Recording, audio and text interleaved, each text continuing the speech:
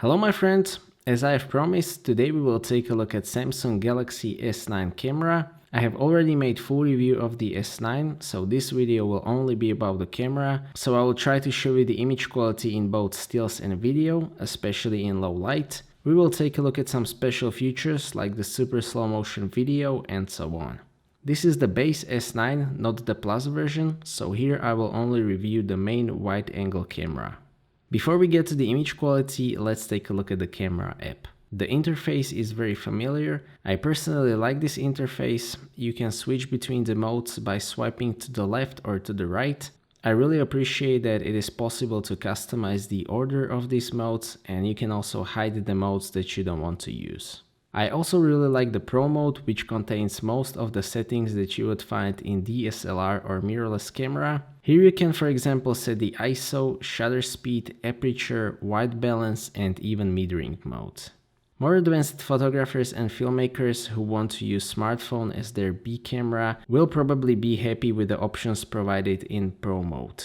This is also the only mode where you can shoot in RAW format, which is something that I definitely recommend to try, and I will talk about that later in the video.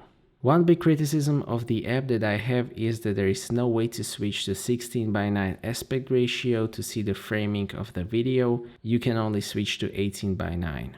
Galaxy S9 still uses 12 megapixel sensor, which is good in my opinion. At the moment, I think that it is the best compromise between the resolution and the pixel size, which determines things like low light performance, color depth, and dynamic range.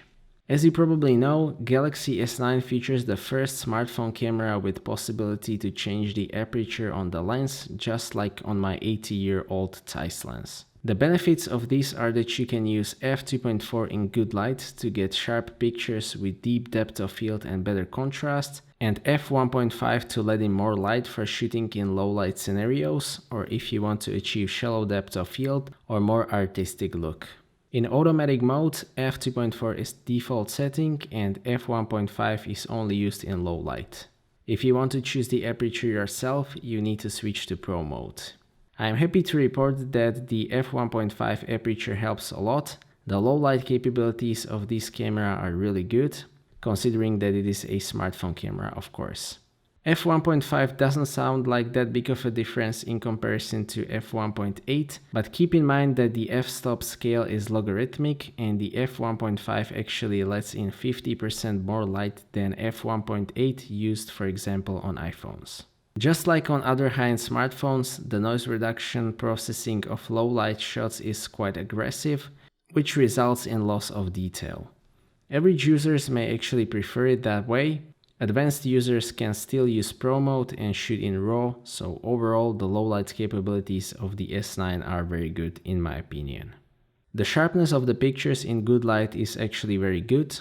That f2.4 aperture probably contributes to that as well. The processing of the images is again set to please the average customers, so there is a lot of sharpening and saturation, although in my opinion it is better than with previous Galaxy S devices. So in automatic mode the pictures are vibrant and the colors are quite punchy. The processing also seems to prefer warm tones. Whether you like this or not depends on your preferences. Most of the people will probably like it, and the advanced users can set their own picture profile in Pro mode, so everyone should be happy. S9 also uses new HDR processing. Most of the time it works really well. For example, in this shot of Bratislava Castle, it did an excellent job. It is actually very similar to the shot that I have taken with my series camera Sony a6500 and edited in Adobe Lightroom. Sometimes it is a bit too aggressive and it brightens the shadows too much, which results in a bit unnatural look, so in certain situations you might just want to turn it off. For me personally, all of the things that I don't like about the S9 images can be fixed just by switching to Pro mode. As photography enthusiast, I prefer to shoot in RAW format and edit or develop pictures to my taste in editing software like Adobe Lightroom, and I have to say that the S9 really excels here. The DNG RAW files contain a lot of information. The sensor can really capture a surprising amount of dynamic range, so I can recover a lot of information from both shadows and highlights, so in this regard I am very happy with S9's camera. Regarding the video, S9 of course shoots 4K in 30p, but now it also shoots 4K in 60p, which I really appreciate. The codec is what we would expect from a smartphone, the bitrate is not great, and there is still a lot of compression, but by smartphone standards it is good. There is still a lot of sharpening here. Fortunately, that can also be turned down in Pro mode.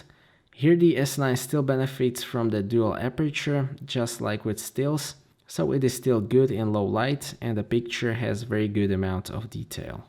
S9 can also shoot 960 frames per second video for 0.2 seconds. With the automatic triggering, it is actually more usable than I thought that it would be.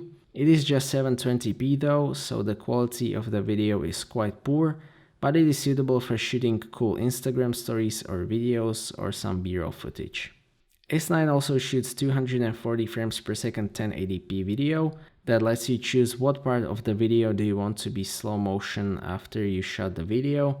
And this is really useful also for the YouTube, although the image quality is still not that great in this mode. The panorama mode works well, there is not much to talk about here.